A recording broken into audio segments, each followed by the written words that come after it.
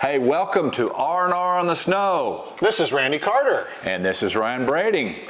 Hey, we are here with the Oklahoma City Ski Club for our first edition for the 23-24 season of R&R on the Snow, where we talk about all things skiing and the Oklahoma City Ski Club. So welcome.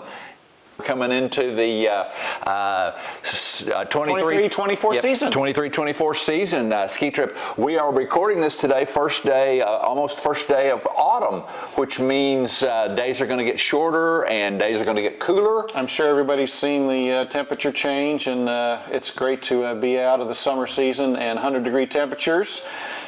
So. Hey, but have you seen some of the ski areas are getting a little dusting already at the higher elevations? So several of the locations that we're going to, Copper, Winter Park, and Steamboat, they've already got their first dustings of the season. And I believe Taos got a little bit of snow too. Taos got snow, and Wolf Creek got snow. So it should be an excellent season with this new La Nina coming through. Is that what it is? Okay, good. There's more weather stuff. Okay, that's great. Hey, so if you're interested in coming with us on a ski trip, well, one of the great things you can do is get started coming to the Oklahoma City Ski Club meetings. We're starting October the 5th for our first meeting. We're going to meeting at a new place this year. Yep, Will Rogers Gardens is where we're meeting at. Can you say that again? Will Rogers Gardens. Yes. Can you say that 3 times super fast? Okay, I think we've got it. Will Rogers Gardens, October 5th, about 36th, then what is it, I-44? I-44, well, location, times, and all that information's on the website. OKCSkiClub.org. Check it out. Now, speaking of that, we're going to be talking about trips. We've got some great trips lined up this year. A couple of our old favorites are on the list, Wolf Creek and Taos. There are 2 bus trips this year. But our first trip is to a place we haven't been in quite some time. Yeah, we haven't been to Winter Park, I think, since the last time FSA was there. So it's been a while. It's a nice fly trip directly out of Oklahoma City. And we'll be going during the second week of December. Yeah.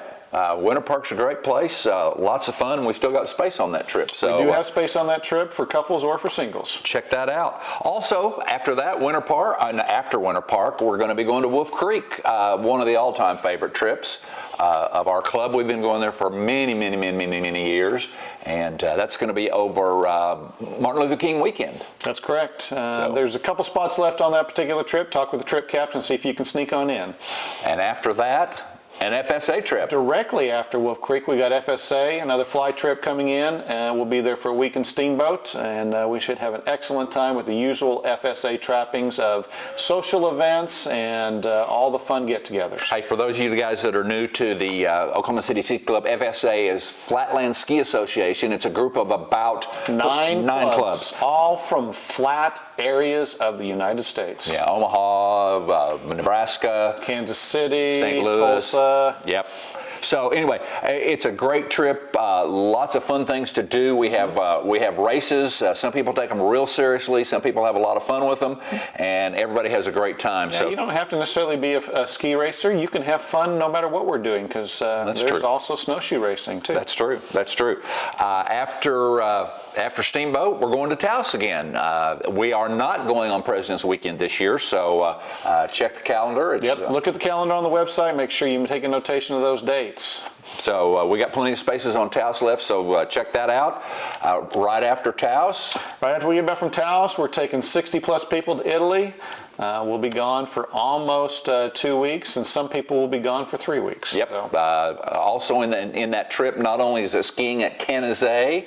Skiing at Canazei, but Rome and Venice are front and back end on that trip. For those are options, and some people are doing them, some people are not. After that, we have an additional trip this year. Yep, we've got our end of the year trip back on this calendar. We're going to Copper, and there's only 3 or 4 spaces left on that one, so don't dawdle if you're interested in. Yeah, that's Copper Mountain. That's a fly trip as well. We're flying into Denver.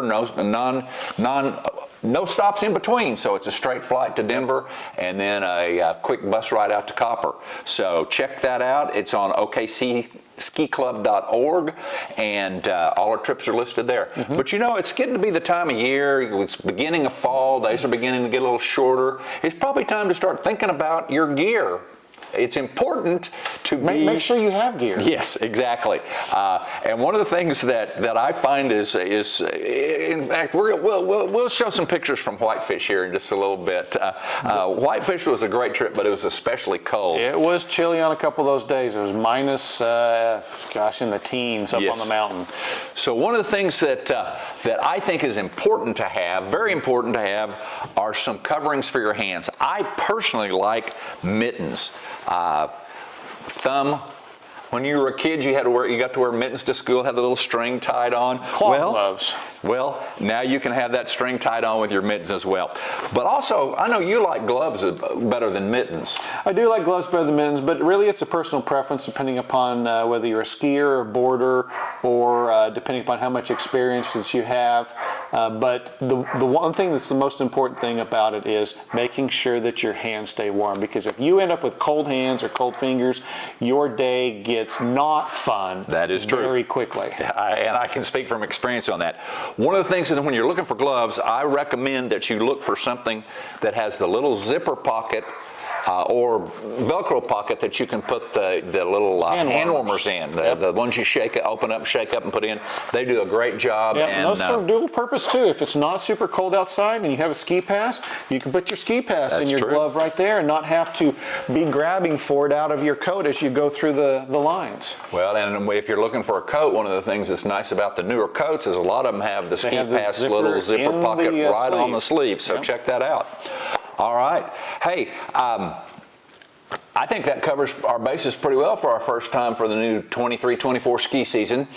But, we had a great time at Whitefish in spite of the cold, and Whitefish is very, very unique. Here's some footage that we shot at Whitefish. Unfortunately, our audio didn't work, but maybe lucky for you, it didn't work. Look at these. Those snow ghosts were quite intriguing, don't you think? Yes, Whitefish is. There are a few resorts that actually have this phenomenon happen, but Whitefish is the most famous for them, just about, to where the snow and what they call rime penetrates into the trees, and instead of everything coming from top down, it comes in from the sideways. So they just look like snow trees. You see no green whatsoever, and then as they start to get heavy, they start to lean over and they start to look like an alien landscape. So take a look. Hey, join us coming up for the Oklahoma City Ski Club meetings coming up October 5th. That's our first meeting.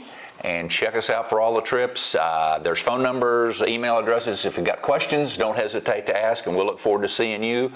Well, hey, that's a wrap for Ryan Brading and Randy Carter for R&R on the Snow. Remember, let's point them down.